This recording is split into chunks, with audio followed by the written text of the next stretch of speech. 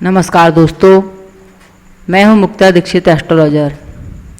आज मैं आपको भगवान जगन्नाथ जी यानी भगवान श्री कृष्ण, जिनकी जो मूर्तियां हैं अधूरी क्यों हैं, इस प्रश्न से जुड़ी हुई कहानी आज आप लोगों को मैं यहाँ पर बतला रही हूँ कि किस प्रकार से भगवान के जो मूर्तियाँ थीं, भगवान की जो मूर्तियाँ थीं वह अधूरी रह गईं।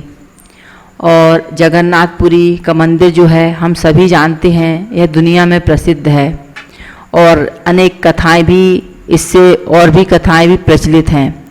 लेकिन आज मैं आपको यहाँ पर भगवान जी की यह कथा सुना रही हूँ। तो सर्वप्रथम भगवान श्री कृष्ण को, बलराम जी को, सुभद्रा जी को नमन करते हुए मैं यह कथा आप लोगों को सुना रही हूँ। तो सर्वप्रथम एक बार माता यशोदा, देवकी जी और उनकी बहन सुभद्रा वृंदावन से द्वारका आईं। उनके साथ मौजूद रानियों ने उनसे निवेदन किया कि वे उन्हें श्री कृष्ण की बाल लीलाओं के बारे में बताएं। इस बात पर माता यशोदा और देवकी उन रानियों को लीलाएं सुनाने के लिए राजी हो गईं। उनकी बात को कान्हा और बलराम न सुन लें, इसलिए माता देवकी की बहन सुभद्रा बाहर दरवाजे पर पहरा देने लगी। माता यशोदा ने कृष्ण की लीलाओं की गाथा आरंभ की। जैसे जैसे वे बोलती चली गईं, सब उनकी बातों में मग्न होते गए। खुद सुभद्रा भी पहरा देने का ख्याल भूलकर उनकी बातों को सुनने लगी।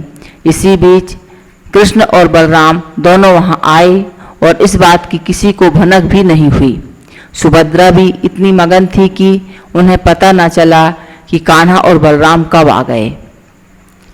भगवान कृष्ण और भाई बलराम दोनों भी माता यशोदा से मुख से अपनी लीलाओं को सुनने लगे। अपनी शैतानियों और क्रियाओं को सुनते सुनते उनके बाल खड़े होने लगे।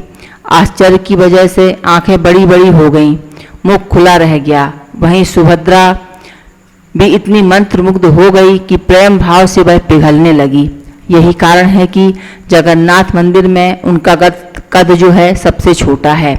सभी कृष्ण जी की लीलाओं को सुन रहे थे कि इसी बीच नारद मुनि आ गए।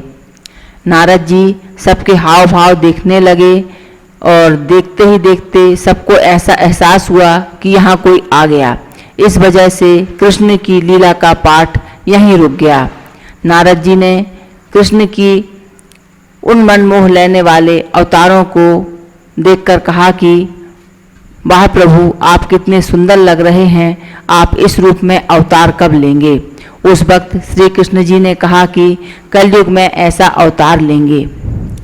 वादे के अनुसार कलयुग में श्री कृष्ण ने राजा इंद्रद्युम्न के सपने में आए और उन्हें कहा कि वह पुरी के दरिया किनारे एक पेड़ के तने में उनका विग्रह बनवाए और बाद में उस मंदिर में स्थापित कर दे।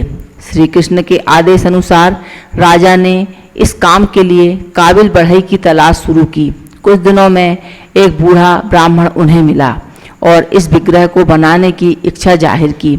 लेकिन इस ब्राह्मण ने राजा के सामने एक शर्त रखी कि इस विग्रह को बंद कमरे में ही बनाएगा और उसके काम करते वक्त कोई भी कमरे का दरवाज़ा नहीं खोलेगा, नहीं तो वह काम अधूरा छोड़कर चला जाएगा।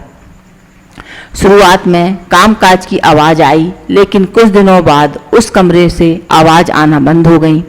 राजा सोच में पड़ गया कि वह दरवाज़ा खोलकर एक बार देखे या नहीं देखे, कहीं उस बूढ़े आदमी को कुछ हो तो नहीं गया। और इस चिंता में राजा ने एक दिन उस कमरे का दरवाज़ा खोल दिया। दरबार खुलते ही उसके सामने अधूरे विग्रह मिले और ब्राह्मण गायब था। तब उसे एहसास हुआ कि ब्राह्मण और कोई नहीं बल्कि खुद विश्वकर्मा भगवान थे। शर्त के खिलाफ जाकर दरवाज़ा खोलने से वह चले गए। उस वक्त नारद मुनि पधारे और उन्होंने राजा से कहा कि जिस प्रकार भगवान ने सपने में आकर इस विग्रह को बनाने की बात कही, ठीक उसी प्रकार इसे अधूरा रखने के लिए भी द्वार खुलवा लिए। राजा ने उन अधूरी मूर्तियों को ही मंदिर में स्थापित कर दिया। यही कारण है कि जगन्नाथपुरी के मंदिर में कोई पत्थर या किसी अन्य धातु की मूर्ति नहीं, बल्कि पेड़ के तने को इस्तेमाल करके मूर्तियां की पूजा की जाती है। इस मंदिर के गर्भगृह में श्री कृष्ण, सुभद्रा और बलराम की मूर्ति विराजमान है। कहा जाता है कि माता सुभद्रा को अपने मायके द्वारिका से बहुत प्रेम था, इसीलिए उनकी इस इच्छा को पूरा करने के लिए श्री कृष्ण, बलराम और सुभद्रा जी ने अलग अलग रथों में बैठकर द्वारिका का भ्रमण किया था। तब से आज तक पुरी में हर वर्ष रथ यात्रा निकाली जाती है। इस प्रकार से मैंने आपको यह भगवान जगन्नाथ जी की कहानी सुनाई। जय श्री कृष्णा, राधे राधे।